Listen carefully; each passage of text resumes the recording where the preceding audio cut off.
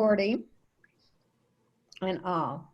So as we're getting started, how I have this planned is that the first part, you're going, since y'all have already used it, and I want you to have plenty of time to actually, get your feet wet and really explore and do something like that. But I'd like to go ahead and I'm going to share my screen. And my screen sometimes gets kind of messy, but that's okay. We can manage. And so I am starting off, and you're going to be seeing my Nearpod. I'm in my Nearpod library. Now I'm going to start off and I'm going to give you a code, and I want you to follow along with me in this. Some of you may know, like Adam, everything, but I think that you will, whoops, that's not the folder I want to be in, excuse me. That, as I said, they've added so many new things that Hey, Sarah? that I think you'll learn something. And everybody wants to mute so that we're not hearing background noise. And you'll probably have to tell your students that several times as well, because till they get used to, here's the folder. See, I have so many lessons, I have folders, and sometimes I don't always get into the right folder right at the beginning. Well, I just had this on my, okay, let me just make sure which ones I would like. Okay, there we go. This is 102. That's what we are going to start with. So when you find your lesson, you have the choice of live participation and student paced. And student paced may become something that you use with your students more than you have in the past, because they can do it at the time that they have, whenever they want to, and they're driving it. Live participation means, of course, that you're driving the presentation and they're seeing it on their devices. Up here are the three little dots. Some people just kind of ignore those three dots because they think they're just decoration. But say if you find a great lesson that you think your team would benefit from, or there's a lot about social and emotional learning right now, maybe it's something your whole school could use. Instead, you can just take that lesson and share it with teachers, and they get an email from you saying that you have shared this lesson. Would they like to add it to their library? So that's one of the main things that the three dots here do. So I'm clicking on live participation.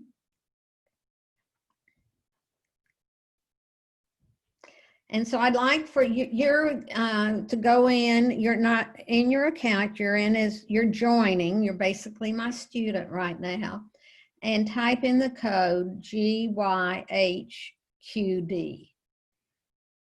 Now, for those of you that might not have used Nearpod a lot, you will get a new code every time you launch a lesson. And so maybe, you're new and you want to practice the night before with your own family, and you get the code and you type it up and you laminate it and you have it ready for your students. Don't do that, because the next day when you launch it again, that code will be new. It's always 5 letters, and it is not case sensitive. And so then I'm going to start this presentation. And let me skip just over that. There's some things we're just going to skip over because I like to have it so that you are participating. at the end. Notes is maybe those of you that have the older students, this will be something you will use, but for you today, up in the top right-hand corner, you should have this little icon that shows the, it's like a pencil and paper, and you click on that, and then it'll ask you how you want your notes sent to you. Do you want to send an email or save to Google Drive? So if you'll do that today, then you'll have this whole presentation that you can go through on your own time. And there are some slides I may skip over just because I feel like I want to spend my time showing you some things actually when you're in your own library. Anytime you see a slide that has a down arrow like this, that's just kind of a reinforcement slide, just showing you again. Now, as the teacher, I don't see that little icon in the right-hand corner.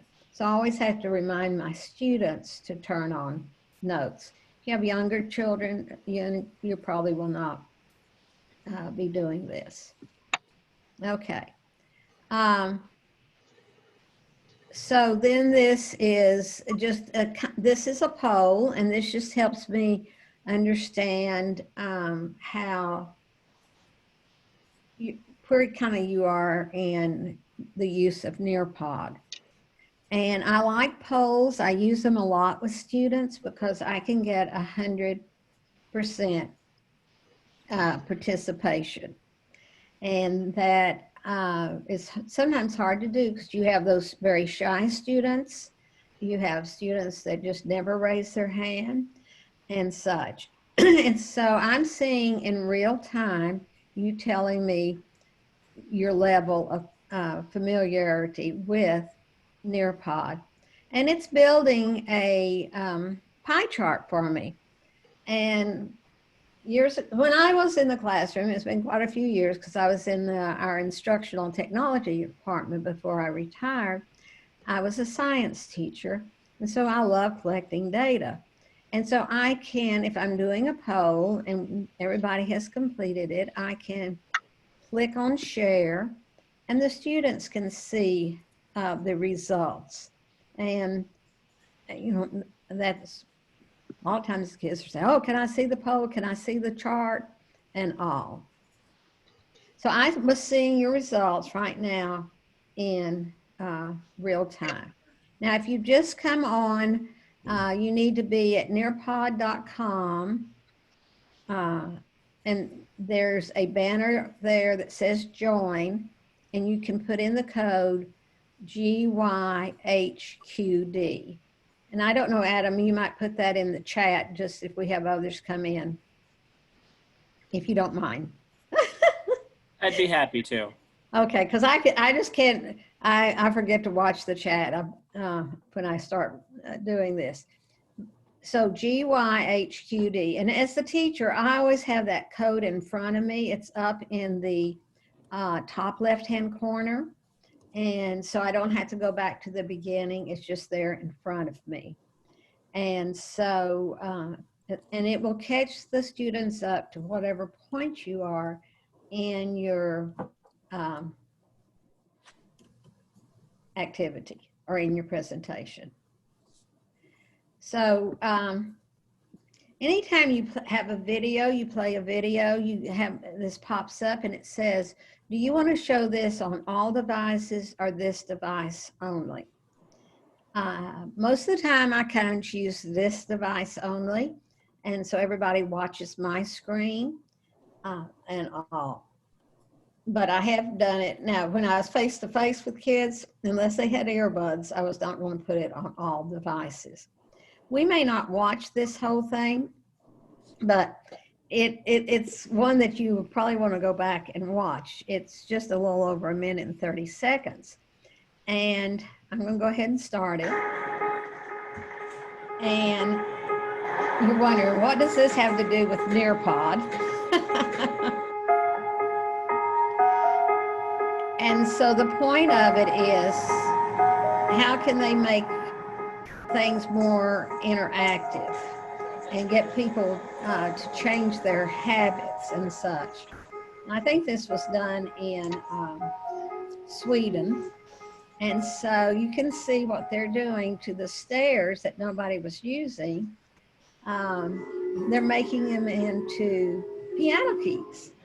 And so, okay, now somebody's curious about that, and they're willing to see. And so you'd see the creativity. Now here's somebody that really has gotten into it. But you notice not many people are going up the escalator and all. So kids love to be creative. They love to do things like that. So the result was that 66% more people chose to go up the stairs than the escalator. So that's kind of a fun way to talk about creativity or changing habits. Part of Nearpod is collaborate boards. And again, I get a pop-up window. This slide is a collaborate board. And do you want to approve the student comments before they are posted? When I work with elementary students, I'm not too worried about them putting something inappropriate. If I'm working with middle school or high school students, I probably will always say that I want to approve those. And so for you, I'm just going to say no because I trust you. And so this is another great way. We did a poll and the poll got everybody involved. A collaborate board does the same thing. And so my question is, what content or subject lessons are you hoping to create? Down here at the bottom, you have a text box and you just type in your response there. If you need to add a Google an image, this little blue box next to it is, if I click on it, it takes me out to Google Images and I can search for, maybe I want to do something visually instead of typing, but I could say, I could have text and an image. And so then you just click that done or post, and your information shows up on the collaborate board. And they come in right now by whoever posts first. I see now everybody's getting into the images and all. I'm a very visual person, so I like to do that. As a teacher, right now I have it set to come in by time, but I could have it, this little heart means you can allow students to vote on their favorite post that they see there and such. Now, if a student does post something inappropriate, you are able to delete it. So Collaborate's a great way, again, to get that 100% participation and all. So I think everybody likes finding the images and all. So it's very easy to do. And so we're going to know that you know how to log in and all, but here's what, let me just, so within this presentation, there may be videos that reinforce the learning or just videos that add more information about the topic. And these are just videos, like you just have gone out to YouTube or somewhere and such. But Adam and I were talking about their newest thing. It just came out August 4th, of the interactive videos that Nearpod has included. So it's just showing you the different things that you can do. This is a VR. Students love the VR. The live lesson or the student pace. Student pace means you're assigning it for them to do at their own pace or during their own time. And maybe for your younger ones, that may be important because they may need to have a sibling or mom and dad there helping them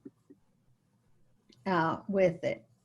So you have a lot of ways to do it. You can bring in PowerPoints, or you can bring in Google Slides, or I would say your new best friend is the Nearpod library, because that's where Nearpod has over 8,500 lessons already made that you can bring in, and you can edit them, add activities, delete slides. So there's a number of ways to get started in Nearpod. Now, I'm just going to show you a couple of things on my screen. Down here at the bottom, and it's very small, there's some activities. Say I was projecting my screen and I want to show them the result of a quiz or a result of an open-ended question, but I don't want to embarrass anyone. I can always click down here and hide student names, okay? Hide student names.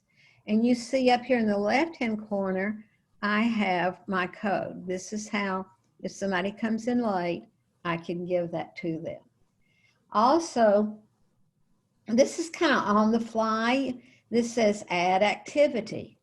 And so let's say I forgot to include something. And I thought, oh, I really want to do this. So I could just go up here and I could say add activity. So let's say I'm going to add a draw it slide. And I'm going to say draw. I'm doing a lesson on predator and prey. And I want my students to draw me a picture of a predator. And I just had forgotten to put this in. And so then I share it. It's taking just a second. And it should pop up here in just a second on your screen. Now, I have it, and so I'm asking you to draw a picture of a predator. And when I do a drawing at the very beginning, I really don't spend a lot of time telling the students about the tools. I just say there's more colors than black. And I certainly don't tell them about the eraser, because they will erase and start over and over and over. And a lot of times when I do it and it's part of the lesson, I put a timer on it of about 30 seconds because they would like to take about 3 minutes at least, and I need to move on. One of the newer things about the Draw It feature is I'm watching you draw in real time. It used to be I had to wait until you submitted before I saw your drawings and all. And I love the Draw It. If you've not done Nearpod with your students, I would certainly have a Draw It near the beginning of the lesson, because they're going to just love it, and it just kind of gets them used to one of the tools in Nearpod. I also like it because, again, I have those shy students that maybe they don't get all the recognition, but they do some really good drawing. And so go ahead, finish up, and then hit submit. And when on my screen, when it turns green, I know that you have submitted. But you know, Nicole is one of my shy students, and so she has done a really good drawing. And so I can go in and I can share Nicole's drawing so that all of you see it. And I could have Nicole explain to the class why this is a predator. Now, I will say when I do this with elementary students, especially the younger ones, I almost have to know that I'm going to let everybody drawings be shared because they all want to have their drawings, let everybody see their drawings. But you could do something very easy at the beginning of with your students. It could be have them draw a picture of how they're feeling today on the first day of school, or they could do a drawing of maybe something they did this summer and all. So it's something they're familiar with, and it's a great way to introduce these tools. And I'll show you some other ways to use Draw It. Now, remember, I kind of did this on the fly because I had forgotten to include it. So it's not really a part of my presentation. So if I go and do this same presentation again, this Draw It activity won't be in my lesson. And I'll say, yes, I want to end this activity. And now I'm just back to my presentation. When you have a Draw It in your lesson, those images that they do will show up in your reports. So remember, in reports, if you have a quiz or an open-ended question, they all get graded for you and all. So I'm just going to move through some of this. And this is adding an interactive video. And see that downward arrow?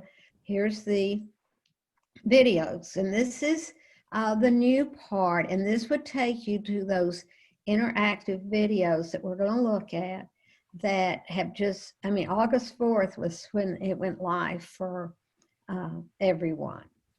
And they've got over 1,000 videos and all. So yes, it was a big, exciting moment for all of us.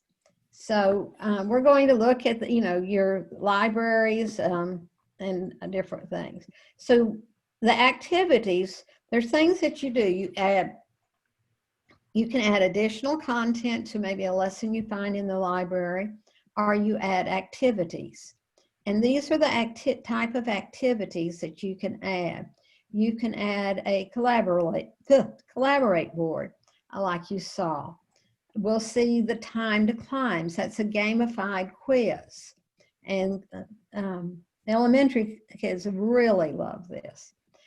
Fill in the blanks, and that's like a drag and drop activity. Matching pairs is fairly new. And it's very easy to create these matching pairs, and we will do that.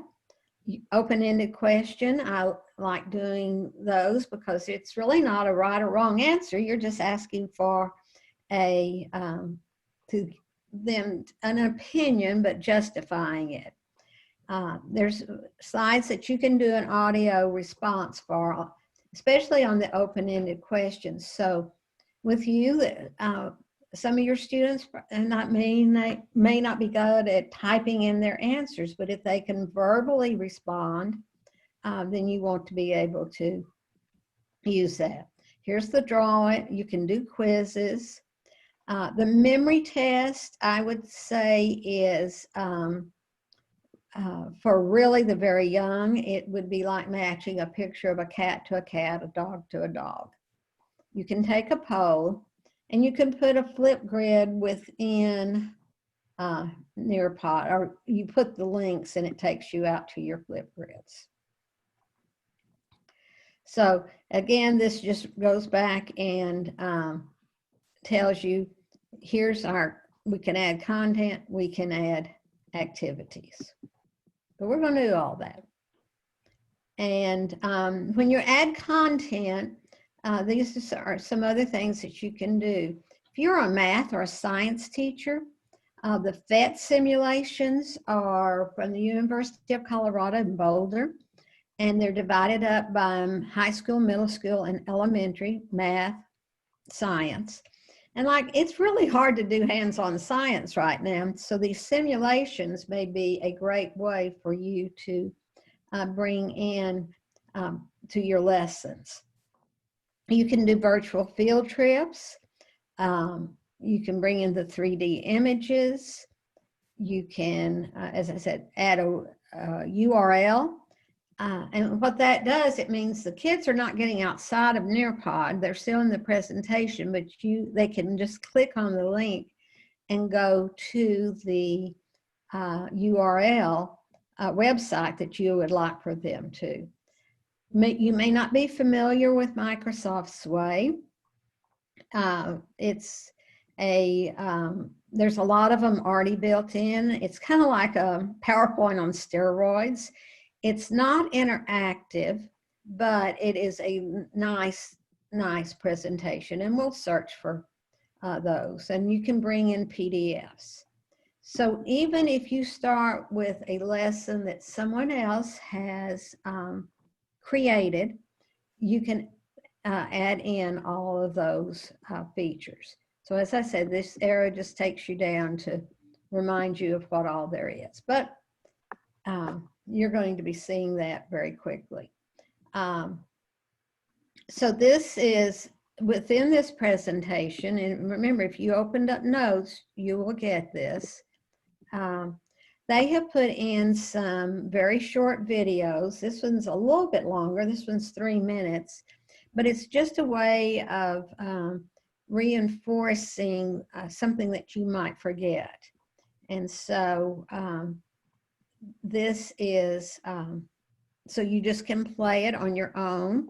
You just start there. And what you see is all these interactive videos. Oh, I forgot my sound down. Make any video interactive. To get started, head to your Nearpod My Library page. From there, you'll be able to either create a lesson in Nearpod, a lesson in Google Slides, or you can now create a video. Once you select video, you'll have the choice of searching our video library with over 1,000 videos, standards aligned, that include questions already built in. Or you can search YouTube or upload your own video. For this video, I'm going to search YouTube. If you already know the video you want to teach, you can either enter the name of the video or paste the URL into the search bar. Or you can browse YouTube from within Nearpod.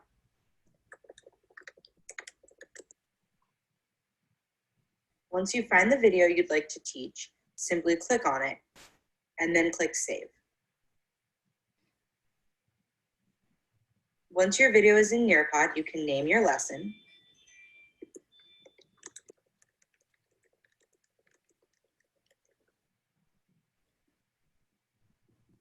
And now you're ready to make it interactive by embedding questions. You can preview your video. And then when you're ready to add an interactive, simply pause the video and click Add Activity. Now you can add an open-ended question or a multiple choice question to your video. I'm going to add an open-ended question and ask my students how they like their hot chocolate.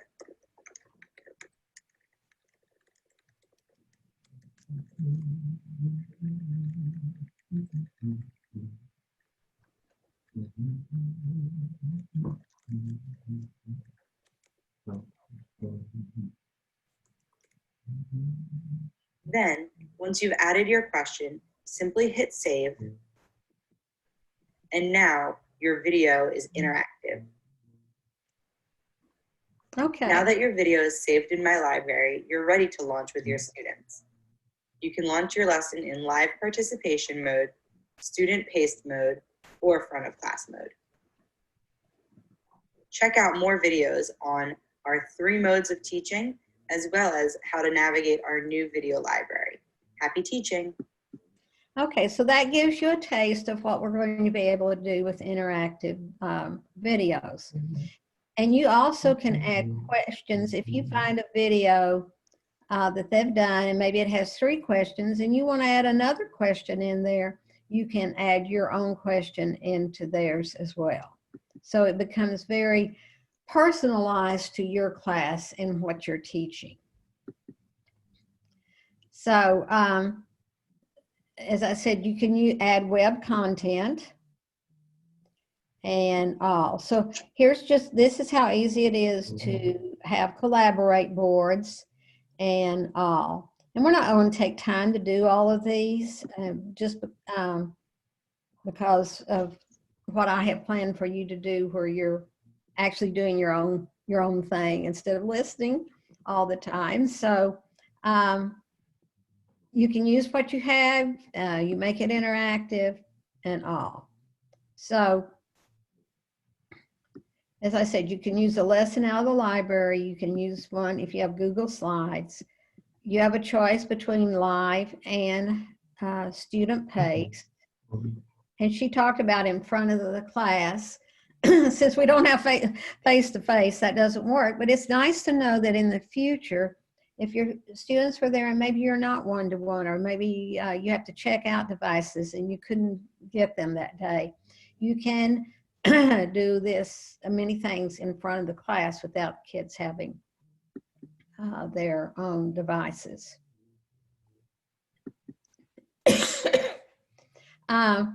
You can duplicate a lesson, you can share with teachers. I showed you that at the beginning. And I laughed because sometimes I wondered, why would I ever want to duplicate a lesson?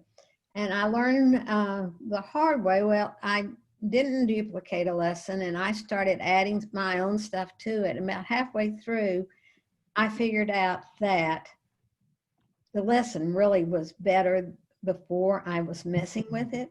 So it's sometimes good to have that original there. So you can add quizzes. You can take any quiz that you have and convert it to a time to climb activity. This was a quiz. And so then you just, once you click on it, and this becomes active, and you say convert to a time to climb, which is gamified, and then you answer just those two questions. So you have a lot of flexibility. You can convert any slide into a draw it activity. Maybe I have a slide that it just has text on it. At this point, all you could do would be to read what was there. But if I do convert to draw it, I could then make it into a slide that I would say, maybe circle the verbs in red and the nouns in green. Or I could have a slide that was a picture of the United States. And I could do a convert to draw it, and then add my instructions that would say that color in the 13 original states. So you can make it interactive that way. So you can copy and move slides from one to another lesson. You move them around in the lesson and all. So you can edit, you can add content, you can add activities. This talks about, so all of this is going to be available to you if you send your notes, or Adam, I'm always happy to share this. I can share it as a lesson to you if you think that would be beneficial. I think that would be lovely. Okay, well, let me write myself a note to make sure that I share. I'll put my email address in the Okay. Because as you said, you may have people that were not able to attend, and this, yeah. Then you could share that with them or use it to conduct your own training. Because we want everybody using it. And I will tell you the question when if you're new to Nearpod, how do I get that code? Everybody's always worried about how do I get that code? After you've done one or two, you'll know how to get the code. But within this is a 58-second video. And It's easy to launch a Nearpod lesson from your Nearpod library. Once you're logged into your Nearpod library, you can see here this is the home base. You hover over any lesson and you can choose a live lesson or a student paced. Any lesson can be launched either way. A live lesson is one where the teacher is driving the slides and changing them, and it changes on all the student devices. And a student paced lesson is one where the students can go at their own pace and don't need the teacher to drive. Sorry, I was talking myself. I'll now show you how to launch a live lesson. Sounds like mom. Click Live Lesson. A code generates that you can share with students via email, link, Google Classroom, Microsoft Teams, and more. The student need only go to nearpod.com and enter the code as shown here. The code is not case sensitive. Once they have done this, they'll be prompted to enter their name, and then they click Join Session. The teacher can then control how the slides change on the student screen. Okay, so within here, this is just taking you through launching a live lesson and getting that code. This is another short one. This is on if you want to do student-paced Nearpod lesson can be launched right from the teacher's Nearpod library. All you have to do is hover over the lesson and you choose student pace. As you can see here, any lesson can be launched either way. In a student-paced lesson, the teacher doesn't need to drive the lesson. I'll show you how to launch the code here. If I click student paste, a code generates. The students would then just need to enter this code in their screen. I'll show you this on the right. And just like in a live lesson, the code is not case sensitive. Once the students entered the code, they type their name and click Join Session. You'll notice the student doesn't need the teacher to drive the lesson. They can go at their own pace. All data from activities will be sent directly to Nearpod reports. And that's how you launch a student-paced Nearpod lesson. And also the Nearpod, when you do student pace, by default, that code is going to be good for 29 days. And so they have a time, a pretty open-ended time frame. You can make it longer, but even 29 days seems like plenty of time.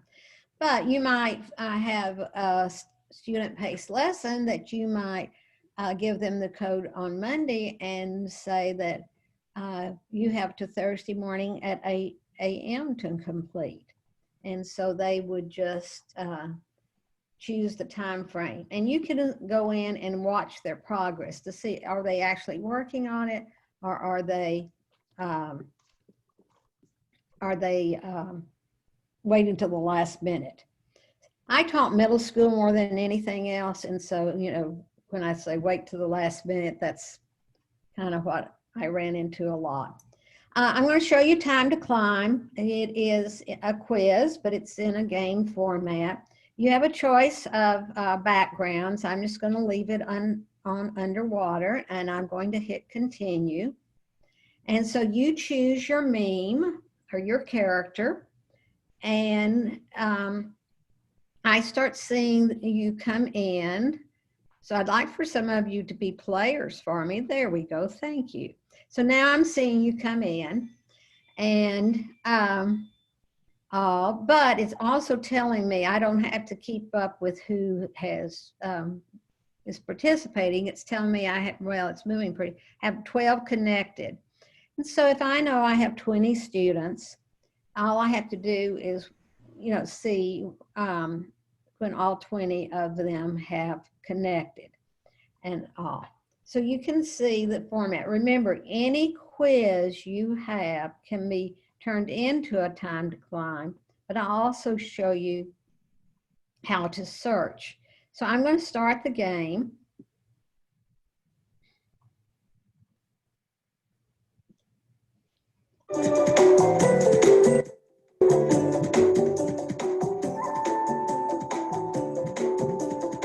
This is only 4 questions. I think we can handle this.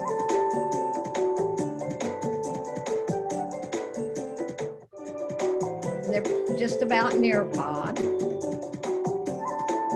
There's a timer, so you don't have 5 minutes to decide the answer.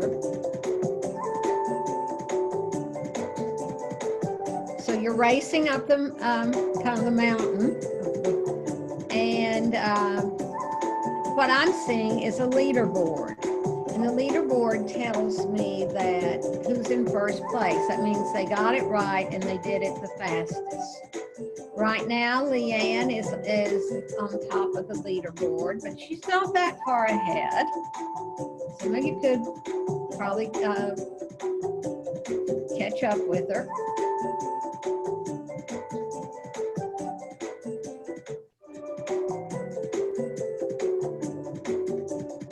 And if everybody answers it quickly, it just moves right along.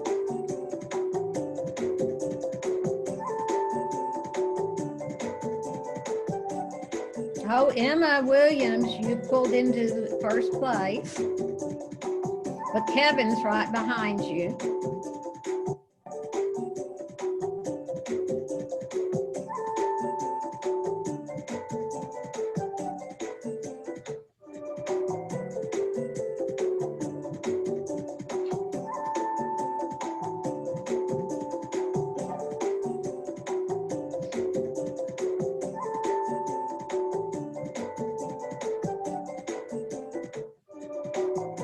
Emma's still holding first place.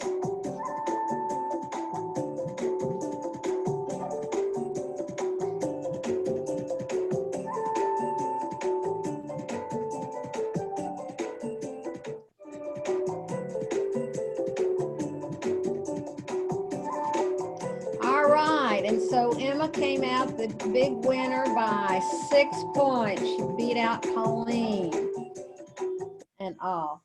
So you know that, that's just another way for your students to review, but it certainly does engage them and all.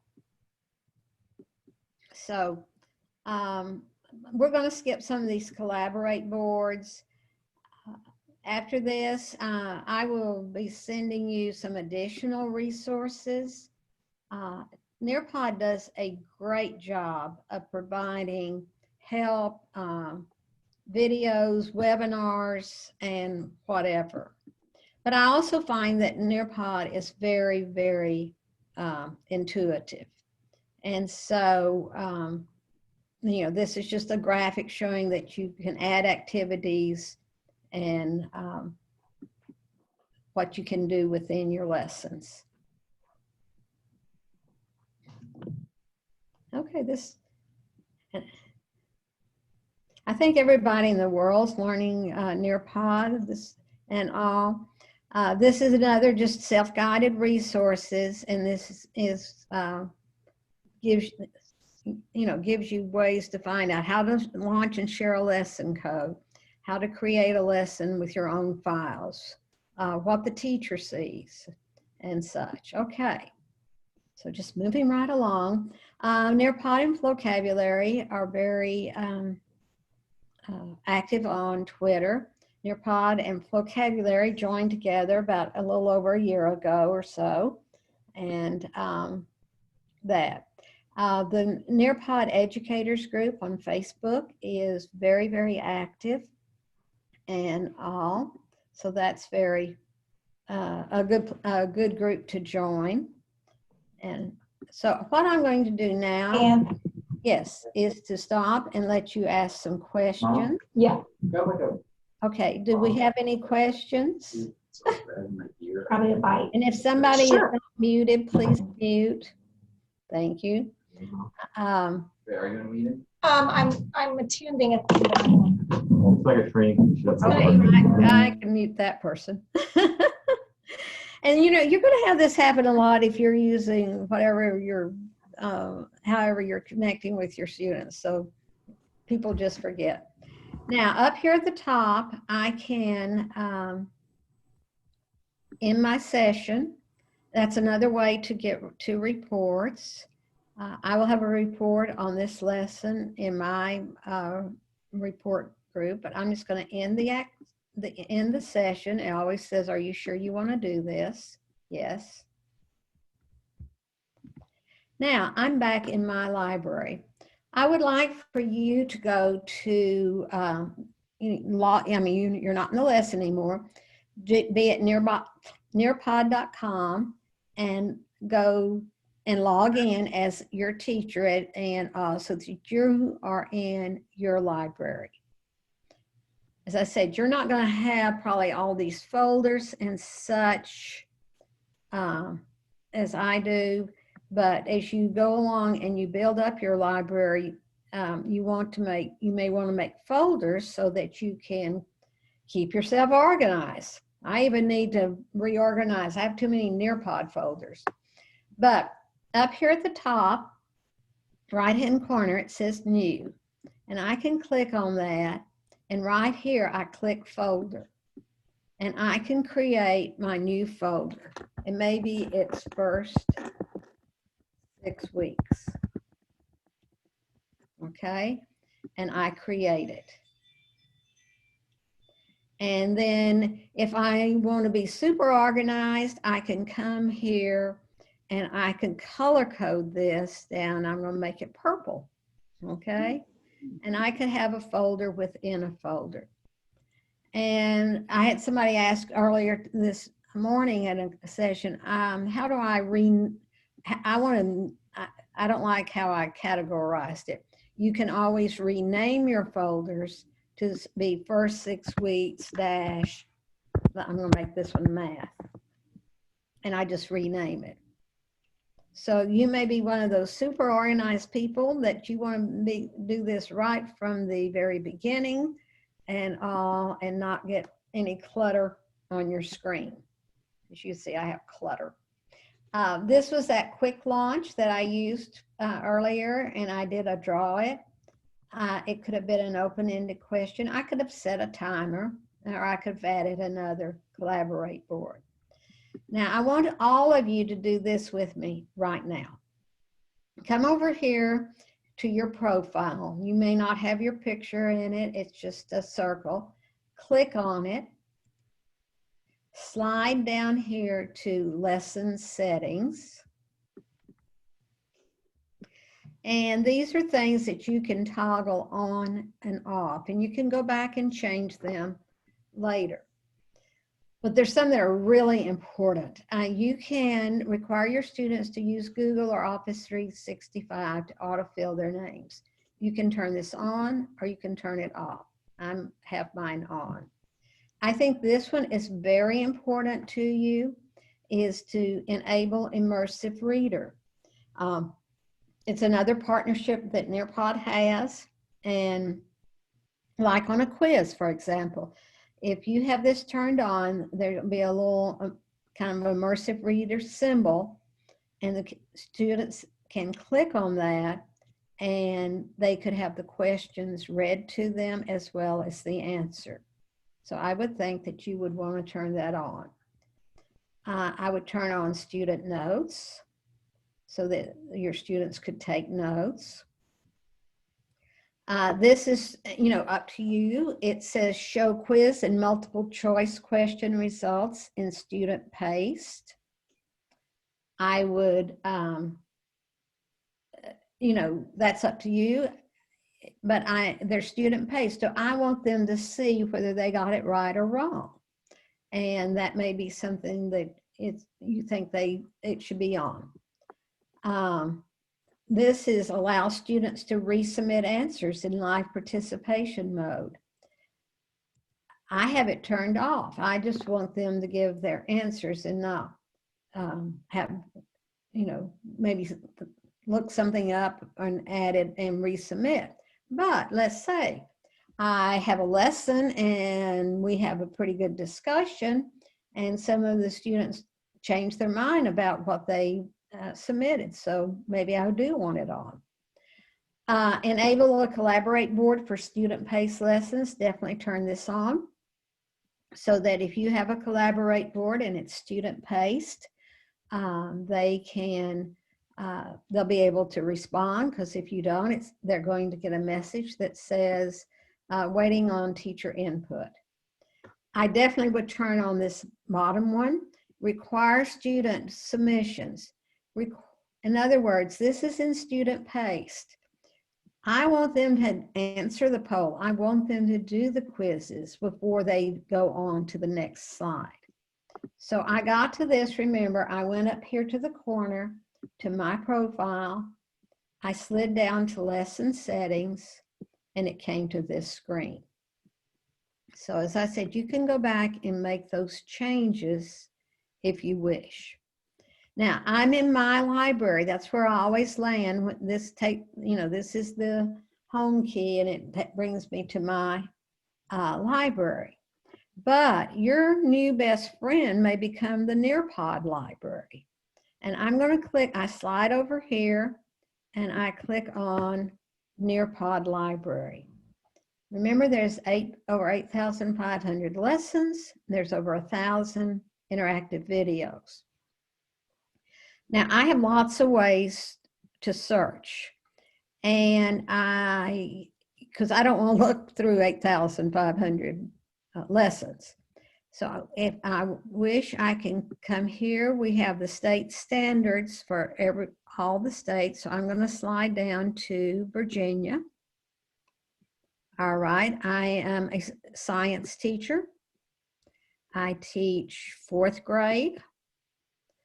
And I'm going to, here's the strands for 4th grade science. And so this is what I'm working on, and I want to see lessons or videos that help me meet that. Now in this case, there's only one. Sometimes I'll have 3 or 4 out here, but I would, according to what I choose. If I come up here to basic circuits, again, maybe just one, but it's a FET one, which is going to be a simulation.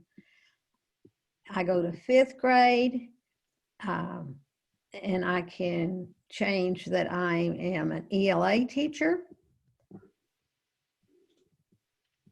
And 5th grade, I'm opening up the strands. So I come, click on that. And I got a bunch for this one. So that's one way to search. Now I'm going to clear my standards. I can search just by what I teach. I could search just by 2nd grade. And here are these lessons that are on all topics for 2nd graders. And this is K2, come down, this is 1-5. Now, when you see something like this, that means within this EL collections, there's 65 lessons. That should take you through the school year, okay? I can just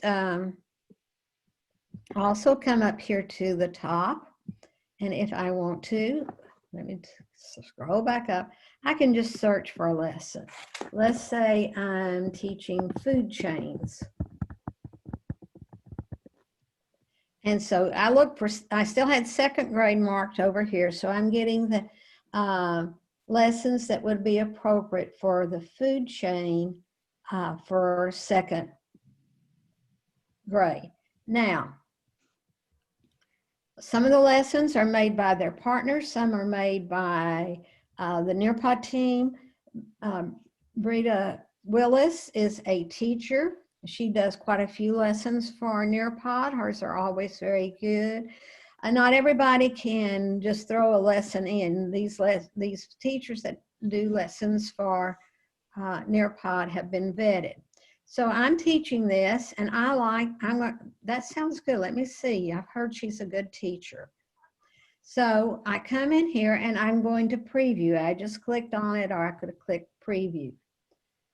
I notice up at the top, there's 26 slides, okay. And I would just go through, and I would start previewing this lesson. To me, what saves me so much time is these images and all this that is already done for me. So I go through this and I say, add to my library. Now, what has happened, if I go back to the home base, you're going to see that her lesson now is in my library. It's still in the Nearpod library, but once I bring it into my library, I can start editing it. And that's what we're going to do. So here I could have live participation or student pace, but I'm going to hit edit. And it asks if I want to duplicate or just go ahead and edit. I'm just going to edit. And so now all my slides are laid out. These are what are in the lesson. And I think, well, my kids really don't need to, are not interested in Britta Willis, so I'm going to delete that slide. Okay, sorry, you're gone. I might come down here and there may be something else that we're not going to have time to brainstorm. So I'm going to delete that slide. Delete. And I love it because they all have their credit and sources at the end. So you can delete any of the slides that you might not want to use and all. But you also can now start adding content or adding your own activities. And I could click on add slide there or add slide here. It doesn't matter. And this is content. So I'm going to click on video. Remember, video is brand new. This lesson, if it's been there for a while, it doesn't have any interactive videos. And so I'm going to search for a lesson on plants, a video. And so again, this one's 3-5. And I could have done a little bit better job of making my selection. So let me just go put 4th grade and now do a search. You see, I got rid of a lot of them because they weren't appropriate for, they were maybe high school. And so this is on the picture plant. I don't even know what it's about, but it's grows in low nutrient soil in the jungle. It's done by BBC, that's the British Broadcasting. And this one is, it's okay to be smart. Students learn about the oldest living things. Well, maybe that doesn't really fit my lesson, but I'm going to go, I'm just going to add weather and climate, which doesn't either. But now I've got something about penguins, or if I take off 4th grade and do a search, I'm going to get, you know, more that are on weather and climate. Or if I take off the word climate, I probably will get more. So it's according to how you search what you're going to do. So here's one about learning about the weather, K1. Describing weather, K2. Now this one's 9 minutes and 31 seconds. Comes from Little Smart Planet. Remember, these are going to have built-in questions. All of them will have some. This one is 2 minutes and 40 seconds. I really think maybe 2 minutes and 40 seconds might be more appropriate for my 1st graders. So I can look at it. And what I see here, down here, I see, I can certainly watch it, but any place there's a blue dot, that means a question is already embedded. And this is a multiple choice question. When it is sunny, you can wear. And then here's another one. Why are the trees shaking in the assumed violent wind or something? So I already have these questions. If there's one I don't like, I can delete it. But let's say right here at the end, I click, because I want to add my own question. So at 2 minutes and 32 seconds, I'm going to add an activity, and I'm going to have an open-ended question, and I might say something about the weather helping plants grow. I'm just going to type in Swedish and all. So I could add my own question. It could be multiple choice or it could be open-ended. So now you see that that question is there. And I hit save. So I have brought this interactive video into this Nearpod. And whenever I bring a new slide in, it's always going to end up here at the bottom. And what I do, I just drag and drop it to where I want it to be in the presentation. So that's one way to add more content. If I want to add a URL, which means that my students are not going to be typing in a web address, they're just going to click on it. I'm going to say web content. And I'm going to go to www. I always put espn.com because it's short and I know I'm not going to misspell anything. And I always test the link. And because I don't want any surprises if I've typed the wrong thing. So yes, this took me out to ESPN. And then all I have to do is save it. And so this becomes a new slide. And I drag it up to the position that I would like for it to be in my presentation. And it's saving it. It just takes a couple of seconds. And I could sing for you, but I don't sing like Dolly Parton or anybody. And so come on and save. There it is. And remember, it's here at the bottom and I move it where I would like to. Okay. So I'm doing the same thing every time. I'm going to add a slide. I'm under content and we went to web content. Here are the PhET simulations that I was telling you about. I could go to science, elementary, and I could have this PhET simulation on static electricity. And it's real hard right now in virtual training to do hands-on science. And so these simulations are really great. And so I might choose this one. I would preview it, see if it's that it's appropriate for my grade, my students, and then I would click done, and that would be added as well. Field trips, that's when maybe you're studying the pyramids. And so this is a way to help your students experience the pyramids. So these are in 360. It's a partnership with 360 cities. And when the students get this, and it's VR, they can move it around. If they're on iPads, they just lift their iPads up and move it all around. A lot of times with older students, instead of them just looking at it, I may have something and I say, what do you think is happening in this picture? Look around.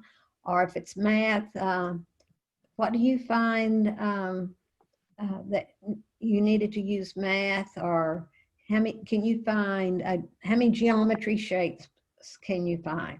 So I can really zero it in or I can go out. Now, occasionally, you'll get tourists or something. We had a guy pushing some equipment there. That's fine, but they are vetted and they are made, they're very good. These are sways. I just want to show you these because you might not have heard about them. And so they're in by categories. Here's some sways on animals, famous landmarks. And so what one looks like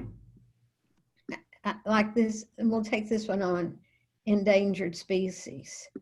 I can preview it, which I would do, and I would see this is very well done. Again, I use this one in one of my lessons that I've done. And I have to remember when I have one of these in my Nearpod to give students time to slide along and to read this information and all. And then I just say, save it. And it saves, and here it is at the end. Add a slide. This is the BBC videos, and they have some on health. Here's energy and an unusual diet, caffeine beverages and health. So it's not just on history, as people you might think for the BBC. I can bring in audio files. If I'm doing a lesson on Martin Luther King, maybe I want to bring in the audio file of Martin Luther King speaking. I can bring in PDFs. Now, here's the fun part, adding activities. Remember, and I'll show you how you can take any quiz and make it a time to climb, and I'll show you how to search for time to climbs. This is open-ended question. This is very easy to do. You put your question here. What do you think about, and then whatever your question might be, explain your answer. And so that's how easy it is to make an open-ended question. But here's what's really great. I can enable student audio recordings. I'm just going to toggle that on. And so for this open-ended question, the student can either type in their response or they can verbally respond. I can add an image, a video, I can add audio instructions. I can add a timer. Sometimes on an open-ended question, I might add an image over here. And maybe we're studying weather, and I'll have this image, and I'll say, explain to me how condensation is happening. And you say, oh, how can they tell? That picture is so tiny when it comes up on the screen. But they can click on it, and it will fill their whole screen. So open-ended questions, very easy to do. Add a slide. I'm sliding over here to activities. Here is matching pairs. And I know some, so here's my instructions, and I just would type that in. So I have young children, they're just learning their sounds, their colors and such. And so I might type in the word ball, and I can look for an image in Google Images, and I type in ball, and I search, and I'll just take that basketball, and I save it. Okay, I can add another pair. I could have a math problem. 9 times 9 equals, and here's my answer over here, 81. I could have a vocabulary word, precipitation. I would take one that I have to think about how to spell it. And over here, I would have the definition of precipitation. Add another pair. We're studying the presidents of the United States. I'm going to put in Abraham Lincoln. And here I'm going to add an image. If I just type in the word Lincoln, I will get images of Lincoln cars. And so I'm going to type in Abraham Lincoln. I'm going to do a search. And I take this picture, and I'm going to save it, and it pops in. And so this becomes, and I can make it larger or smaller. So I can quickly create my pairs and all. So I could be text to text, image to image, text to image, however I want to do. Now it's going to make me do one more. So I'm just going to type in the word red. And then over here, I'm going to add an image, and I'll say red apple. Then I do a search, and I'll take that nice red juicy apple, and I'll put it right there. Oh, please try again, okay? Let's see, white. search. I'll take this apple and I'll save it. So, you know, I'm studying beginning sounds or colors and all. So I'm just going to say done. So now I have all my pairs here that the students would be able to match up. Just another good way to review and all. Add a slide. I think you're getting this. A quiz is pretty basic. If you've ever put a quiz in any program, you put your question here. And you just put your answers. You can have more. And it makes you choose the right answer. If you don't choose it, it won't let you save it. And you could go on and I could have more questions. So very easy to remember, it's going to grade that for you. Okay. Activities. So we did a quiz. You can Flipgrid, you're putting in the teacher URL and the student URL. If you want them to go out to your Flipgrid activity. Here's draw it. I asked you to draw a picture of a parade. I had put my instructions up here. I'm asking you to draw a picture of yourself of how you feel today. And that's all I have to do to have a draw it. Now, let's say we talked about, let's convert, we could convert any slide to a draw it slide. So I'm going to click on this slide. This was grayed out a while ago. And so now it says convert to draw it. So I click on that. Do you want to keep a copy of the, no, original slide? And so now maybe on this draw it slide for my instructions, I might be saying, circle the, it'd be nice if I spelled it right. There's not a spell check. Circle the nouns in red. Okay. I could make this, I could give audio instruction. So I think, you know, for either those students that are not, especially good for students that are non-readers. Let's say I have this one. This is just, I'm just going to take this. I'm going to click on it. I'm going to open it up. And down here at the bottom, you may not have ever noticed this or wondered what it was. Right here, I have audio. So on this slide, I can add my own voice. So I could be giving my students instructions. They're non-readers. I need to read this to them. I click on audio and I hit audio recorder. And I have a microphone here. And I'm going to click on the microphone. In this lesson, students will learn that we eat plant parts, learn about common foods we eat, and link them to the plant part. I stop it. I could listen to it.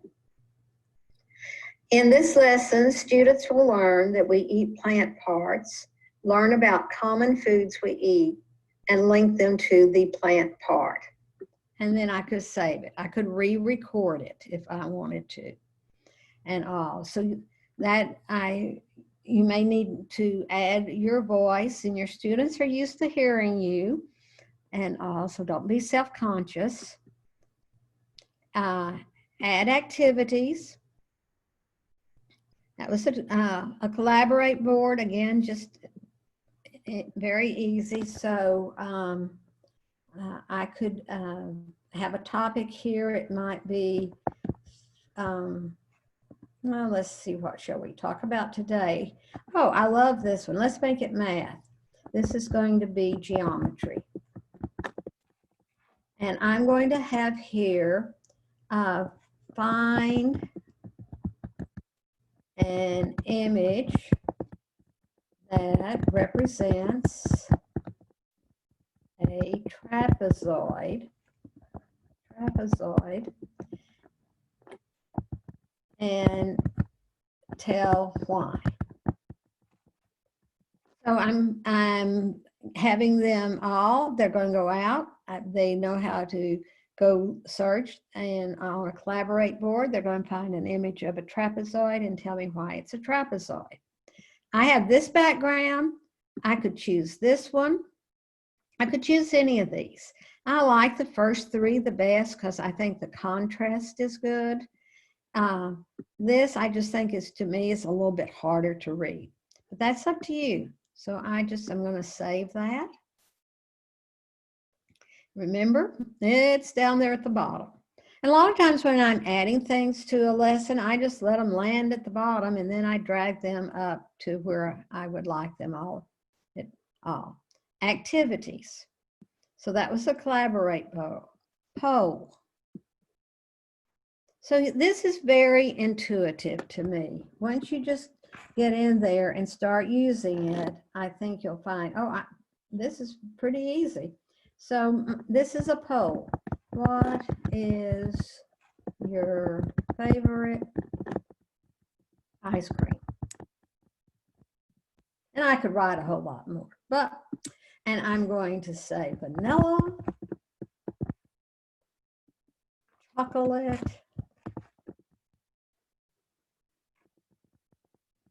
I could add another answer choice there. I'm going to say Rocky Road and all. So you see how easy I can make a poll. I can add a timer, I can add instructions and all. So there's my poll, and I just save it. You really can't move on without hitting that little save button. Add a slide, add activities, fill in the blank. Let me just show you how this is done. I'm going to type my text in here. 3 large cities in Texas: Dallas, Houston, and San Antonio. Now, I can make this a lot more, but I'm just adding these right here. Once I've got all my text in here, and again, I like the contrast. You know, that might be real pretty, but I'm squinting my eyes trying to read that. So I like it to be easy to read. And so I hit next, and then I'm going to click on the words that I want to become the blanks. So I'm clicking on Dallas, Houston, San Antonio. It's going to be 2 blanks. So these fall into the word bank, and when the students see it, when it comes up for the students, they have a word bank and they drag and drop in here. But I just want to give you this little hint. I put Dallas, Houston, San Antonio. If your students say put Houston, Dallas, San Antonio, it would be counted wrong because it's when it's being graded by the robot, it's looking for the same order. So if I have something like this, I'm very careful about making sure it's sequential, that it's date order, it's largest to smallest, or something like that, so that so that when it's graded, it would be, because if they put Houston, Dallas, San Antonio, that was just as right as the other way.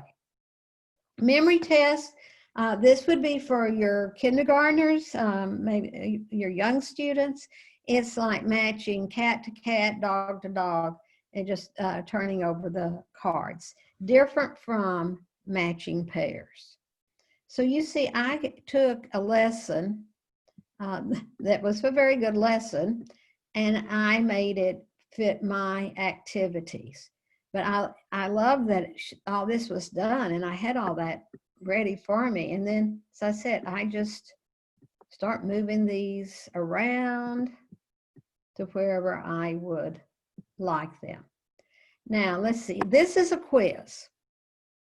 It's, you know, wasn't a very hard quiz, but I said I could turn any quiz into a time to climb. So I selected the slide that said quiz, and I'm going to convert it to a time to climb. Do you want to keep a copy of the original slide? I don't want to. And so now that became, instead of just a plain quiz, it becomes a time to climb that the students will be able to do. Of course, it only had one question, so that's not a very good quiz, but that's gives you the idea of how that works. So you see that why I say the Nearpod library is going to be your new best friend. Up here, I could have just typed in time to climb. And I will get all these time to climbs that are already done for me. And so they're by grades and all. And so maybe I'm doing landforms. I preview the lesson, and when I preview the lesson, I can see the questions that the students are going to be using. These are the pre-made ones, but remember, you can take any of your quizzes and make them into a time to climb. And so this shows me, this was the one on the landforms, and this is what the students would be seeing. I think, okay, that's a good one, I'll use it. And I just add it to my library. And again, I could put it right into my lesson, or I could just have it as a standalone lesson. But you'll see now I'm back in my library, and that earth it's in here somewhere. You see why I need to clean up all my lessons, because it's kind of messy. So the Nearpod library, that's your favorite place to go, and all. Reports, you can get to them several ways. I click there. These are my reports on sessions that I have done. This is the one that's my class today. This is one I did earlier. And I've done this lesson 101 quite a few times. And so you can see, I can see the date, and I can see the time and how many students I had. And so I can go into whichever one I would like. This is the summary. This is talking about the participation. This is going to give me a percent of how, a ratio of the quiz. I could see, go out here, and these were my questions. I could see how the students answered that question or who didn't answer it. I could open each one of these. Here's my draw it. And it was draw a picture of a predator. And so I have all these, all my students and what they drew and all. So I can see it by questions. I can see a summary. And here below, I see what the students did. So I could see, and you don't know any of these people. So Bianca, very good student. She got 100% on everything, but she didn't do the fill in the blank. Maybe I didn't have one and all. And then her participation. So the reports, you can download these into a PDF if you would like one, or a CSV file.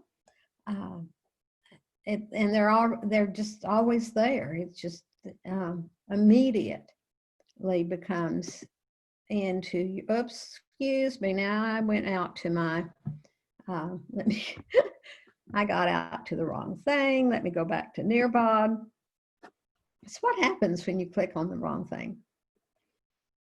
So I'm back in my library, and we see all of this. So let's take a minute and see what questions we have. Or Adam, did we have any questions in the chat that you've been watching?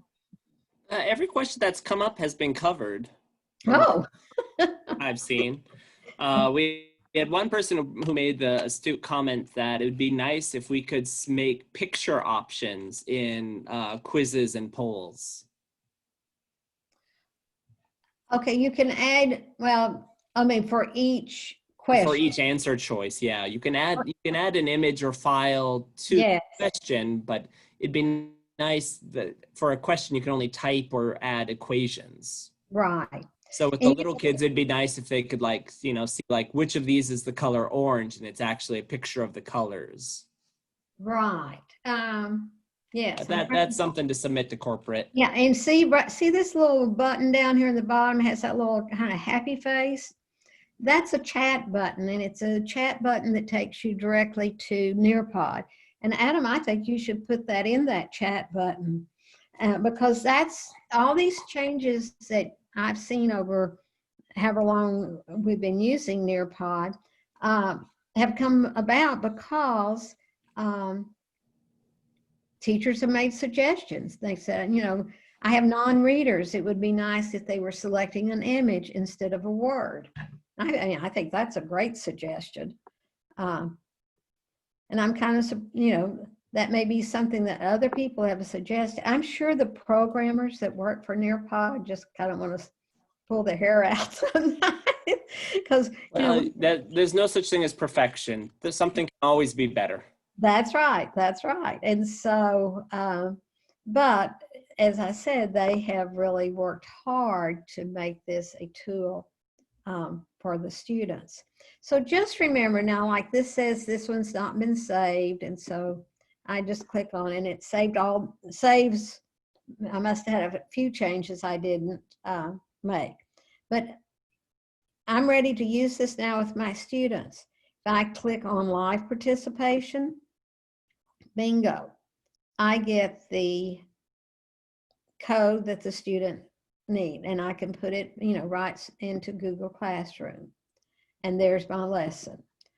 And we don't want to go through this lesson, so I just can come up here and I can end the session, and I can say yes. So that was how I launched a live lesson. If it's student-paced, I click here. And because remember in advanced settings, I have this always on. Now I could have it off and then for each lesson decide whether I want this off or on. This gives me the opportunity to go in and see how they are doing.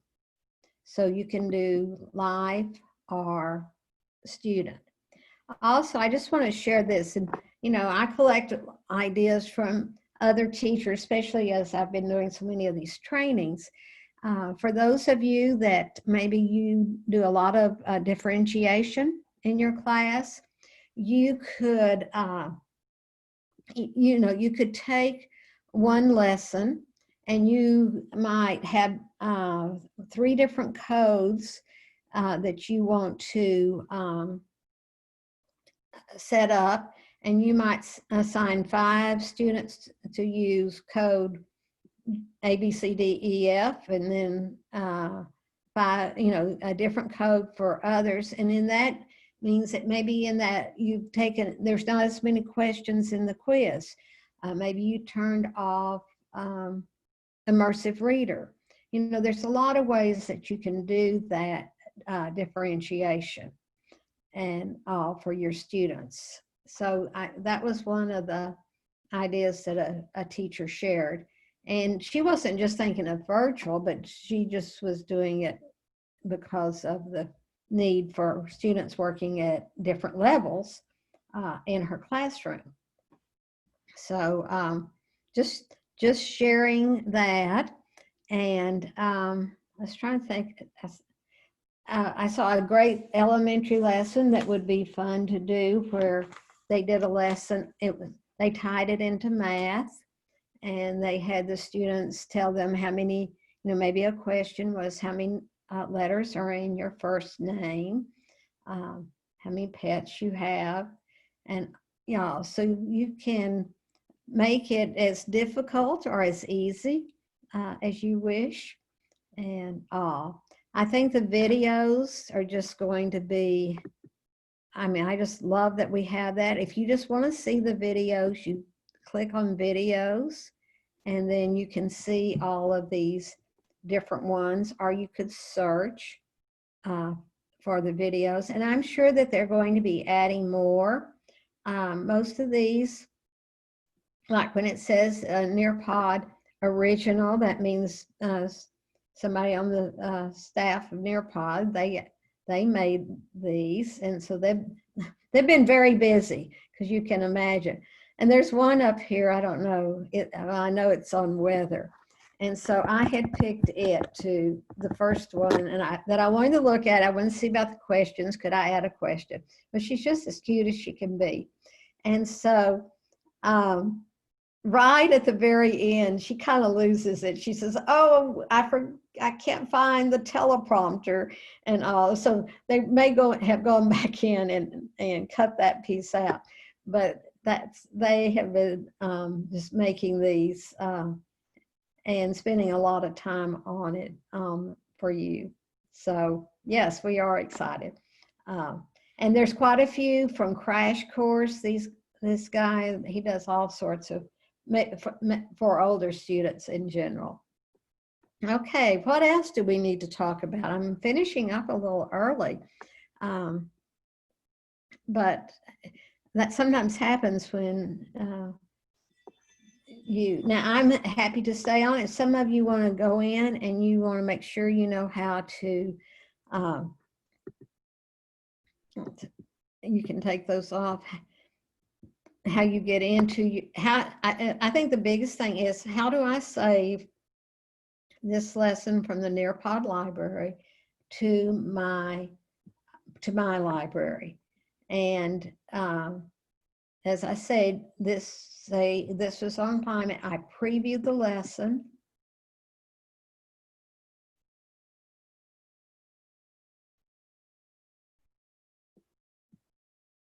I go through, I preview it, I see, yes, that's exactly what I want, and I add it to my library. And now it's in my library, and that's when I start doing things. I think with younger students, your slideshows probably won't have 34 slides in them. Maybe for the older students, yes. But you know your class. Okay, what else? Adam, what do you have to throw in? You're the expert. Oh, I'm the eternal learner. I am too. Well, before anyone asks, one thing I think I can chime in and say is, of course, in Fairfax County, we cannot do a lesson, a lesson with Zoom. So that's an option that was shown earlier. Zoom is still not permitted in any form in Fairfax County. So keep that in mind. So are you using Google Meet or what? Yeah, we're primarily Google Meet, and a few of our classes are using Blackboard Collaborate Ultra. Okay. Okay.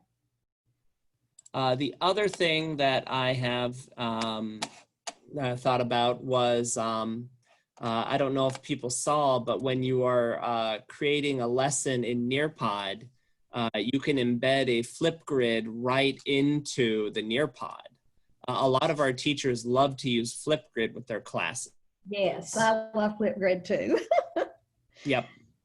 It's But a great. Yeah, it's a great student response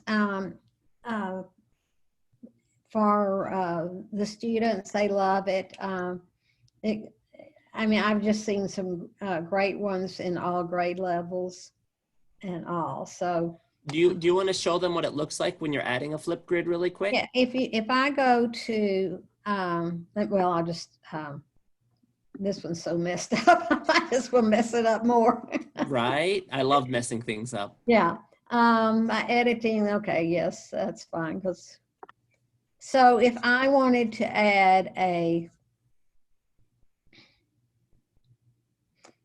I'm adding a slide, and this, and I want to add a Flipgrid. This falls under activities. Yep.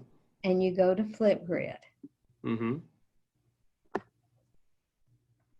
And so what you put in is this is your teacher URL. So you have your account, and you just copy and paste your teacher URL.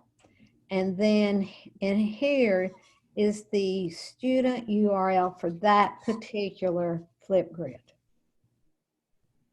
Yep. And That's all there is to it. Yep, that's all there is to it. Can't make it any harder. And all. And I mean, obviously you could still be doing Flipgrid separately, but if you wanted it, if it was appropriate and it fit into your lesson, it's a great thing to add to the lesson. Great question. Uh-huh. Misa just asked, while holding live lessons, do you share your own screen like you're doing now? Someone asked a similar question earlier, and my advice was generally you don't have to share your screen. I think you and I did it because we're showing people what we're doing while they're connecting to presentations, like Exactly. when you did the beginning of the lesson today. Right. And I did a similar thing when I did a presentation 2 weeks ago. And that's kind of true. Even when I was working face-to-face with students, I certainly didn't always project through a projector. I sometimes would launch it off of my desktop computer, but I would go in and really work with it off of my iPad so that I could walk around. I wasn't tethered to that. So that's kind of up to you, but there is one thing. Let me find something here. Well, And while you're looking for that, let me answer this other side question that came up. So yes, Misha, what I do is I've already connected to the kids in Blackboard Collaborate Ultra or Google Meet. And then I have them, most of the kids are only on one screen, correct? So their chat window will be in the background, but they're still hearing my voice while they look at the presentation in a different tab. Nicole adds on to that question asking, can students still access the microphone in Flipgrid when the mic is muted on Google Meet? That is correct. You can have it muted in one place and have it work in the other place. But to expand on that question, Nicole, lots of programs will not work if they're trying to use the microphone at the same time. So if you were having an open-ended question where the kids wanted to record an answer, but their mic was already on in Google Meet, you would want to tell the kids to mute their microphone in Google Meet before they go record their answer in Flipgrid. Programs in Windows do not like to share the microphone. No, you get a horrible feedback. If it loads. If it loads, yeah. Well, I'm not going to have y'all go back into a Nearpod. What I was going, there's one other thing, and Adam, I'm sure you're aware of this. Maybe I can just let me try something. I always get in trouble when I decide to branch out here. Been there, done that, Joan. That's the story of my life. Hey guys, let me try something quick. Yeah, and then you go, whoops, that's really not what I wanted to do. But let's say We're explorers, Joan. We're explorers. We gotta make mistakes. we're dangerous. That's why. It shows humanity. It shows humanity. I guess. And I'm not having you log on to this, but as I would go through this, let me see if it'll show up. I love that presentation about we eat plant parts. I think you could rename it to "You're always killing something." Right. Okay. So I'm presenting this lesson, and right now, when I was seeing all your answers to the poll, all the answers to the quizzes, such as that, I'm in what is called Teacher View. And this is kind of hidden up here. It's a little bitty S up there. And that allows you to switch to Student View. And so now, now I'm seeing what the students see. And so, I mean, this, obviously it's the same thing, but like if it was a draw it activity where I was having them circle the verbs or circle the predator or something like that, when I switch to Student View, we can talk about it. Maybe they did it and everybody got it wrong. So maybe I want to go and let us talk about this math problem, but I want my screen to be what they see and not the Teacher View. And then I can always switch back to this. So I can switch between Teacher View and Student View. So let me see if, okay, have you eaten a plant part today? And so I would be seeing, this is a poll, but if I switch to Teacher View, I just see the question. So I can switch, and I do that quite a bit when with students, is so that I have the Student View up on the screen.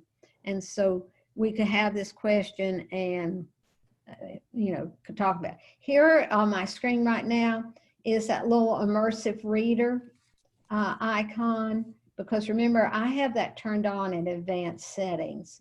And so when I would turn it on, I would click on it, it would read the question and it would read my choices.